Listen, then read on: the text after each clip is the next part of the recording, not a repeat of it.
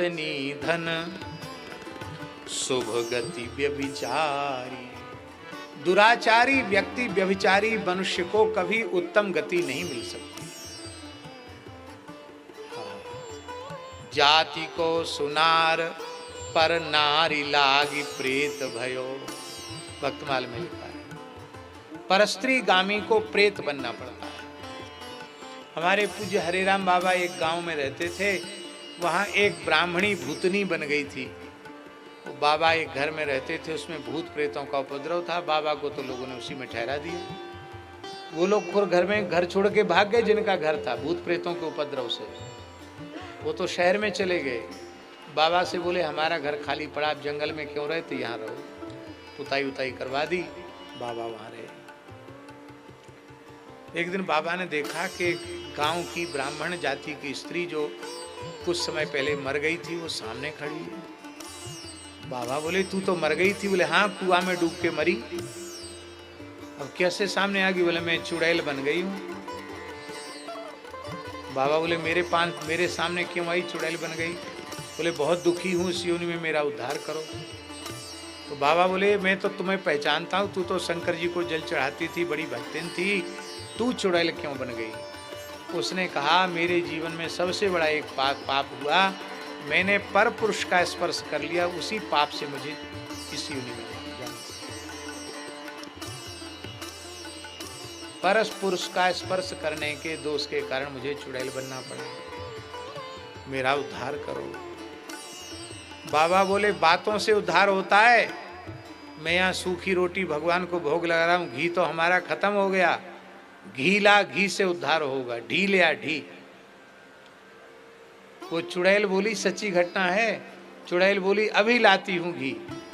तो गांव के एक मुखिया थे, खूब गाय भैंस उनके घर में थी, बड़े जमींदार आदमी थे। उनकी बहू पर चुड़ैल जाके चढ़ गई। अब बहू खेल गई, महाराज चुड़ैल आई तो बहू खेल गई। झाड़ फूक वाले ओझा बुलाए गए तो उस चुड़ैल ने कहा कि मैं नहीं छोड़ूंगी, मैं ले जाऊंगी, संग ही ले जाऊंगी इसको। नहीं नहीं महाराज छोड़ दो छोड़ दो छोड़ दो। बोले एक ही उपाय है, तेरे घर में देसी गैया का जितना घी हो सब बाबा के पास भेजाओ तो छोड़ दो। तो उसके घर में भैंस का घी तो बहुत था, गाय का घी केवल 3 किलो था, शुद्ध गाय का घी। वो तुरंत 3 किलो घी पहुंचाया उसने, पहुंचाती चुड़ैल उतर गई। तब गांव के लोगों ने पंचायत के बोले भाई बाबा के यहाँ सीधा भेज दो, घी जरूर भेजा करो। क्यों?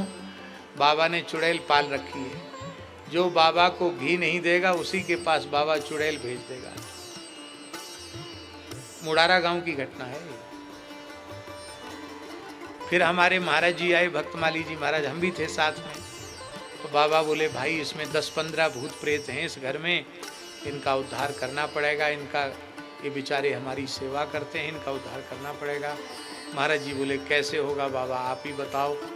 बोले ये शिव जी के भगत हैं, शिव पुराण सुनने से इनका उद्धार होगा। तो पूज्य गुरुदेव भक्तमाली जी ने शिव पुराण की कथा कही और उन सब भूतों का उद्धार हुआ। ये घटना मेरे सामने घटी हुई घटना है। तो ये प्रत्यक्ष प्रमाण देखने को मिला कि इसलिए मनुष्य को चाहे स्त्री हो या पुरुष, उसको अपने चरित्र को पवित्र बनाकर रखना चाहिए। देखो यदि कोई विरक्त साधु है, ग्रह त्यागी साधु है, तो यदि अपने साधु जीवन को सफल बनाना चाहता है तो धन मात्र और स्त्री मात्र के आकर्षण को विष के समान त्याग दे। फिर कम भजन साधन करेगा तो भी उसका कल्याण हो जाएगा। यदि कोई गृहस्थाश्रम में रहकर ही भजन साधन करता हुआ अपना परम कल्याण चाहता है तो वह परधन और परस्त्री के आकर्षण को विष के समान त्याग दे और फिर भजन सत्संग करे। उसको घर द्वार छोड़ के कहीं जाने की जरूरत नहीं है, उसका घर में ही कल्याण हो जाएगा। गेयस्य नित्य सन्यासी यो न द्वेष्ट न कांक्षति, न किसी से कुछ चाहता है न किसी से द्वेष है, वो तो नित्य सन्यासी है। जीवन को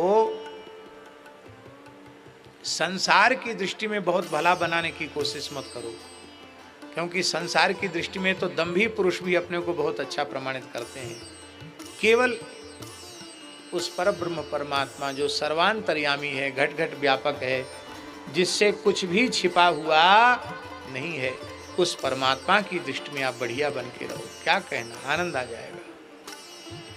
बोलो भक्त शुभ गति व्यभिचारी और माई मेरे श्याम लगो सन